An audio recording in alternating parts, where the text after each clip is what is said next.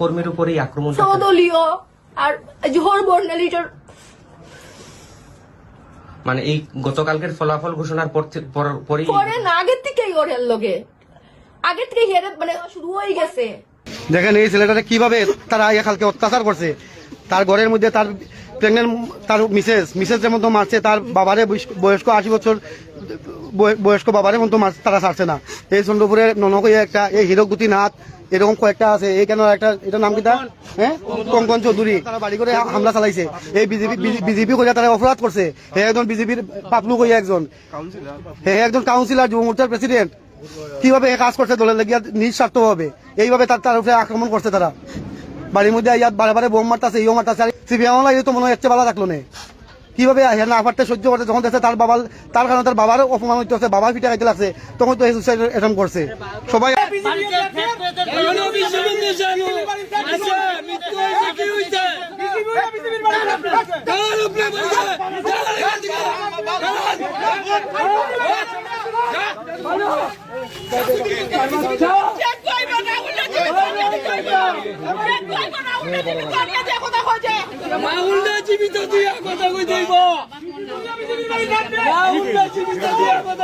রাহুল কিশোরের মা আমি। কি হয়েছিল কালকে দুপুরবেলার সময় হঠাৎ করিয়া দরজার আমি একটা আওয়াজ পাইছি, হেউ আমার কইছে মা বাড়ি আক্রমণ হইতে পারে। তাই বুঝি কেন রে আক্রমণ হইতো, তুই তো নিষ্ঠাবান কর্মী, তুই বিজেপির 1 নম্বর হয়তো কাউন্সিলর। এরপর তবু আমার মনে হয়েছে আমি বারিন্দার গিলের মধ্যে তালা মারছি, মারি আমি গরম দুপুরে খাওয়া দাওয়ার পরে এখানে শুয়েছি। হঠাৎ করে বারিন্দার গিলের মধ্যে কেউ যেমন জোর খাটা রাখি, জেনা শুধু গিলটা ভাঙবো, এরকম অবস্থা। তখন আমি দৌড়িয়া গেছি, গিয়া খুঁজছি কঙ্কন চৌধুরী। তখন আমি খুঁজছি কিতা হয়েছে, কয় রাহুল ডে বাইর করেন, রাহুল ডে আমরা লাগে, রাহুল ডে বাইর করেন। আমি বলছি ওই আমি রাহুলের মা, তোরা আমারে মারিয়া তারপরে তোরা রাহুল দেখবে, আগে আমার মার দেখি।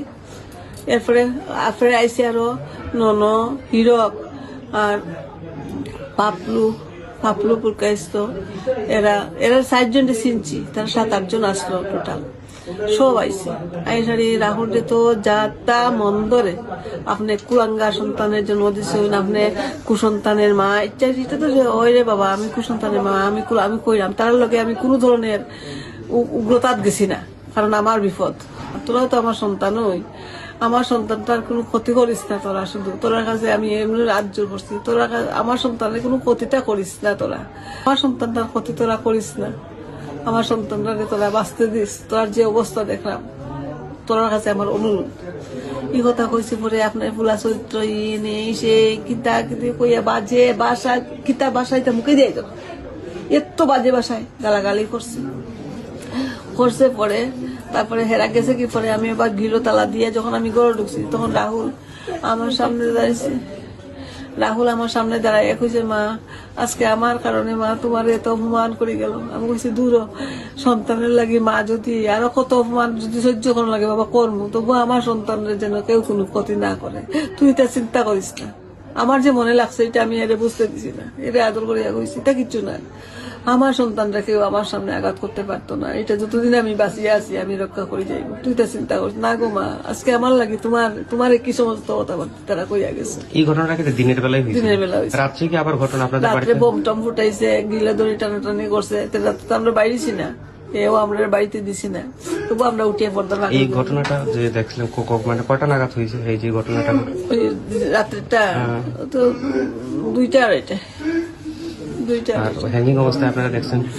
তাই নিয়ে দেখছে আমার যখন 3:30 বাজছে, রাত্রে ঘুমাইছি না তো এই অবস্থায়, তখন রাতে 3:30টার সময় আইসি, এসে আমার মাথার মধ্যে এরকম যখন হাত দিয়া কইছে মা তুমি ঘুমাও, কোনো চিন্তা করেন মা তুমি ঘুমাও।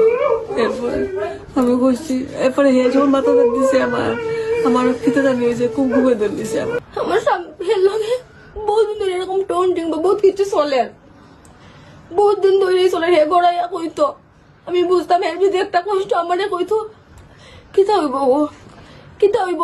এর মোবাইল কালকে জিতার পরে এর মোবাইল মেসেজও আইছে, হ্যাঁ কিতা হইব গো, কিতা হইব, তারা জিতলে কিতা হইব, তারা জিতলে তো আমি থাকতে পারতাম না। আমি তখন কইতাম কিচ্ছু হইতো না, তুমি চিন্তা করিও না, কিছু তো না, আমি বাঁচতাম না গো, আমার বাঁচতে দিত না, দেখো আমার নানা রকমের মিশা বদনাম উঠবো, এখন আমি যা করছি তা তো যা হচ্ছে তা উঠবো, আমি তুমি কোনো চিন্তা করো না, আমি তো তোমার লগে আছি। হে মানে হের কয়েকদিন মানে মন মেজাজ এর খুবই খারাপ, হে কথাবার্তা খাওয়া হে খুবই মন মেজাজ খারাপ, এর লোকে বাইরে খুব টন্টিং হয়েছে, টন্টিং তো প্রচন্ডই। তারপরে তারা স্বাভাবিক হে বুঝছে আজকে তারা জিতলে হের উপরে রুশ ফরবই, কারণ জহর বর্ণালী বাড়ি আমরা রিকোয়েস্ট গেছে তাহে তারপরে কোনো রেসপন্সে পাইছে না, কালকে কঙ্কন আইসে 3টা সাড়ে 3টার সময় এক গেটের মধ্যে জুড়ে বাইরে আনি, আমরা দৌড়িয়া বাইরেছি, হেরে হয়েছে তুমি গড়ো থাকো, হে গড়ো যাওয়ার পরে হেরে আনুন আমি হয়েছি হে গড়ো নাই, হয়েছে হেরে আনুন হে গড়ো নাই।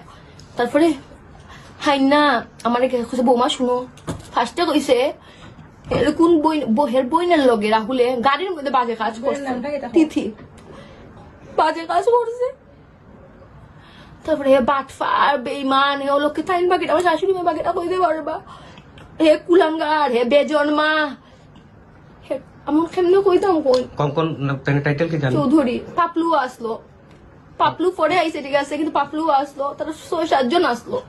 পাপলু কি টাইটেল কি? হ্যাঁ এটা কইতে পারতাম না, মানে চন্দ্রপুর নিবাসী? ওই রেঞ্জ ক্লাবেরই। আচ্ছা আচ্ছা। আইয়া হেরে মানে যেতা মন ধরে তাই না কইছুন, ওই এত লাগে বলে আমরা আমার মানুষ গো, আমি কেমনে বাইরে গিয়ে মুখ দেখাবো, আমি হয়েছে তুমি চিন্তা করিও না, কিচ্ছু হইতো নাই, এসব এটা মন মরা। রাত্রেবেলা খাইয়া বোম ফুটেছে বাড়ির সামনে, খেয়ে ফুটেছে আমরা কইতে পারি না, 3-4টা বোম, আমি উঠিয়েছি লগে উঠার পরে হে আমারে কইছে তুমি ডরাইও না, তুমি ডরাইও না, আমি হের কাছে আইয়া শুয়েছি, হে আমার তুমি ঘুমাও, তারপরে কোন মারা গিয়ে এইটা করছে। রাত্রে কি আপনাদের বাড়িতে আবার আক্রমণ করার চেষ্টা হয়েছিল? বোম ফুটছে রাত্রেবেলা, 4-5টা বোম ফুটছে রাত্রেবেলা, ওখানে গেটের সামনে আজকে গোটা বাচ্চা আছে, বয়স্ক মানুষ আছে। উনিও তো শাসক দলের একজন কর্মী ছিলেন এবং দায়িত্ব যথেষ্ট করছে, গুরু দায়িত্ব ছিলেন, যথেষ্ট করছে। তো সদলীয় কর্মীর উপরেই আক্রমণ। সদলীয় আর জোহর বর্ণালীটার মানে এই গতকালকের ফলাফল ঘোষণার পরই পরে না, আগের থেকেই ওর লগে আগের থেকে হেরে মানে ওয়ার্নিং দেওয়া শুরু হয়ে গেছে, আমি তো বাড়িতে আই গেছে, বাড়িতে ইয়া যেতা মন্দরে চৈত্রটারে পর্যন্ত রাখছে না, যেতা মন্দরে কি ধরবো আমার জামাই তো আমি আড়াই লাইছি, আর ফাইমুন আমার জামাই রে পারবো নি, কঙ্কন তার জ্বর বর্ণালে দিতে আমার জামাই রে, তারা তো তার সুন্দর সংসার করবো। বিজেপি রাতে বিজেপি, আমি নিজেও শেষ আজকে আমি কইরাম কেবার সামনে, আমি 1-2 দিন আমি আমি আমার জামাইয়ের কাছে যাইমু, কিন্তু আমার মোরাল লিগানা নি বিজেপির থেকে দূরে জহর বর্ণালী সব দায়ী, আজকে কইলাম সব দায়ী, আমার মোরাল নেই। আমার ছোট একটা বাচ্চা আছে, 28 তারিখ বাচ্চাটার জন্মদিন, মেয়ে মাসে 28 তারিখ, আমি আবার প্রেগনেন্ট আছে কইলে অসুবিধা, মেয়ে মাসে 28 তারিখ আমার বাচ্চাটার জন্মদিন, আমি ত্রিপুরা মাতা কি কইছে রে? তীব্রা মাতা কইছে বনে জঙ্গলে বাজার ঘাটে কোনো দিকে আর বিজেপির ফুল ফুটবে না, মানে ফুল শেষ শেষ একবারে জরিয়া পড়ি গেছে, ত্রিপুরায় এখন বর্তমানে কি ফুটবে? খালি আনারসের ফুল ফুটবে, রসগোল্লার মতো। জ্বর বর্ণালীটার ফাইমুন আমার জামাই রে পারবো নি, কঙ্কন তার জ্বর বর্ণালী দিতে আমার জামাই রে, তারা তো তার সুন্দর সংসার করবো। বিজেপি রাতে বিজেপি, আমি নিজেও শেষ আজকে আমি কইরাম কেবার সামনে, আমি 1-2 দিন আমি আমার জামাইয়ের কাছে যাইমু, কিন্তু আমার মোরাল লিগানা নি বিজেপির থেকে দূরে জহর বর্ণালী সব দায়ী, আজকে কইলাম সব দায়ী, আমার মোরাল নেই। আমার ছোট একটা বাচ্চা আছে, 28 তারিখ বাচ্চাটার জন্মদিন, মেয়ে মাসে 28 তারিখ, আমি আবার প্রেগনেন্ট আছে কইলে অসুবিধা, মেয়ে মাসে 28 তারিখ, আমার বাচ্চাটার জন্মদিন, আমি টন্টিং তো প্রচন্ডই।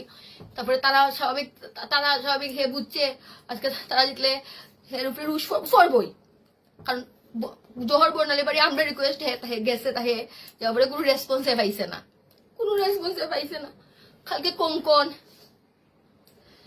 আইসে 3টা সাড়ে 3টার সময় এক গেটের মধ্যে জুড়ে বাইরে আনি, আমরা দৌড়িয়া বাইরেছি, হেরে হয়েছে তুমি গড়ো থাকো, হে গড়ো যাওয়ার পরে হেরে আনুন আমি হয়েছি হে গড়ো নাই, হয়েছে হেরে আনুন।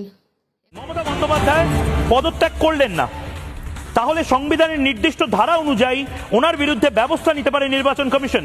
এতে করে ওনার দলের রেজিস্ট্রেশনও বাতিল হয়ে যেতে পারে। মমতা বন্দ্যোপাধ্যায় যদি এই ধরনের কোনো কাজ করেন এবং লাগাতার করেন, যদি প্রয়োজন হয়, চায় যদি নির্বাচন কমিশন ব্যবস্থা নিতে পারে, তারা নেবে কিনা আমি জানি না। সিইও মনোজ আগরওয়াল কি বলেছেন একবার শুনবো। এবং উনি পদত্যাগ রেজিগনেশন দেবেন না, পদত্যাগ করবেন না, ওনাকে জোর করে হারিয়ে দেওয়া হয়েছে, উনি কেন রেজিগনেশন দেবেন? এটা কি হতে পারে? দেখুন, এসব জিনিস আমি কিছু বলতে পারবো না। উনি আছেন অনারেবল চিফ মিনিস্টার, উনি যেটা আছে আইন টাইন সব জানেন। এতবার উনি তো এমপি ছিলেন, ইউনিয়ন মিনিস্টার ছিলেন, সব ছিলেন। আমার বলা কিছু শোভা দিচ্ছে না যে দেশে সংবিধান যে আছে সুপ্রিম আছে। দেখো, পরিষ্কারভাবে সংবিধানের 164 ধারায় উনাকে খুশি হয়ে উনার স্যাটিসফ্যাকশনের ভিত্তিতে pleasure by pleasure of governor উনাকে যখন পদটা দিতে পারে, তাহলে 164 নম্বর ধারায় পরিষ্কার লেখা আছে উনি যদি প্রয়োজনীয় সংখ্যাগরিষ্ঠতা নো কনফিডেন্স মোশনে দেখাতে না পারেন বা যদি না ফেস করেন, তাহলে ওনাকে কিন্তু স্যাক করতে পারেন। এই প্রভিশনটা আছে, কারণ সংবিধান রাজ্যপালকে কিন্তু স্বেচ্ছাচারী ক্ষমতা দিয়েছে।